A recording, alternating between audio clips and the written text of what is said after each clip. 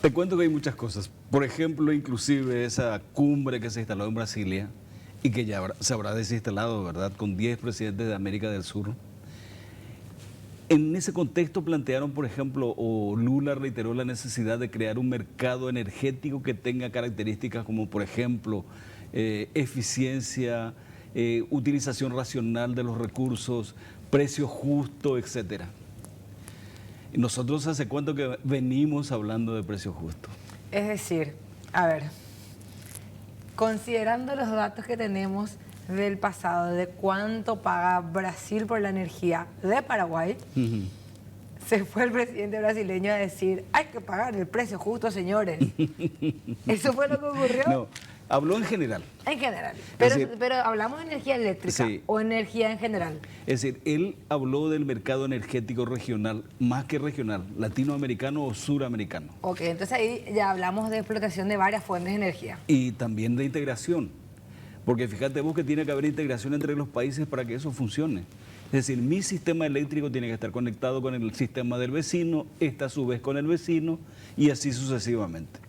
Entonces, sencillamente me llamó la atención porque algunos términos son nuestros. Por ejemplo, precio justo o justo precio, en realidad no es nuestro, sino está en el tratado y está en el acta de Foz de Iguazú. Muy interesante, Ramón, arrancar respondiendo al presidente brasileño con los números que tenemos, sí, en cuanto a cuánto realmente Paraguay ha aprovechado de este gran gigante que es Itaipú. Lo más lamentable, Gladys, cuando le escucho yo, qué sé yo, a Lula le tengo mucha simpatía, honestamente hablando, pero los aguiluchos brasileños son terribles. En ese caso entiendo porque están cumpliendo su papel, pero cuando de pronto me pongo a leerle a compatriotas con mucho dinero, con mucha capacidad, defendiendo la misma tesis, hasta con acento brasileño, honestamente me siento mal. ¿A qué me refiero? Que en estos días, por ejemplo, hemos visto mucha profusión de materiales sobre Itaipú y está bien, me parece bien, desde un opúsculo hasta un mamotreto. El domingo se lanzaba, por ejemplo, un mamotreto. Los paraguayos estamos acostumbrados a utilizar términos que no sabemos el significado sencillamente porque suenan mal. Por ejemplo, adoptamos mamotreto sin saber qué significa. Y mamotreto significa algo grande con muchas hojas, nada más. O badulaque, no sabemos qué significa badulaque, pero lo utilizamos. ¿Vos sabés qué significa badulaque? Enrique seguramente sabe. Me remo mamotreto porque se presentó un gran libro sobre Itaipú el fin de semana. El fin de semana. Y una vez más, el autor, y no voy a referirme mucho a él, sencillamente recuerdo cuando estaba en campaña electoral, porque él también fue presidente de la República del Paraguay, de alguna manera nos desautorizaba a los pseudo-opinólogos. A la pucha. Porque no habíamos levantado una pared de 15.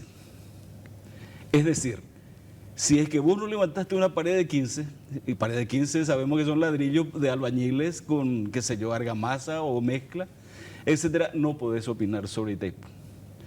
Ahora le agregó un nuevo dicho de antología.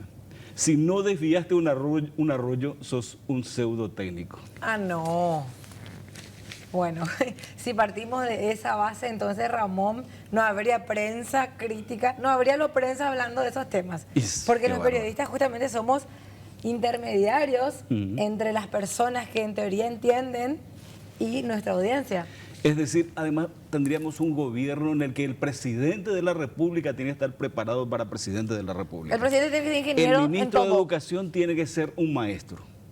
El ministro de Obras Públicas tiene que ser ingeniero civil. Pero el presidente de la República, ¿qué tendría que ser? Tendría que tener estadista. 7 títulos, 7 títulos, porque tiene que decidir sobre todos los temas. Lo concreto es que es un absurdo total, porque yo conozco hasta directores técnicos de fútbol que no fueron futbolistas, sino fueron estudiosos de la materia. Y algunos enormes por la trayectoria y por la influencia que tienen, no fueron precisamente buenos jugadores de fútbol. Bueno, no importa, ese es otro tema. Sí. Comencemos con esta cuestión que nos preocupa a todos, el justo precio. ¿Será que nuestra compañera Valeria tiene los cuadros disponibles? Tenemos justamente esto que refleja el aprovechamiento paraguayo de la energía de Itaipú. En el lado izquierdo dice Paraguay 9,1%, Ramón, y Brasil 90,9%. En el lado izquierdo tenés el total de lo producido por Itaipú. una entidad binacional que según el artículo 13, su energía es mitad paraguaya, mitad brasileña. De ese total, en esos 39 años, porque la generación comenzó en 1984, fue precisamente un 4 o 5 de mayo de 1984, por consiguiente hasta la fecha ya tenemos 39 años. Todo lo que consumimos de Itaipú fue 9,1%. Esa tajada de color naranja es la tajada de la torta que nos correspondió a los paraguayos. El grueso, todo ese verde, es la que engulló Brasil. ¿Se comprende eso, Gladys? Se comprende absolutamente. Vayamos entonces al cuadro de la derecha, porque hay dos cuadros.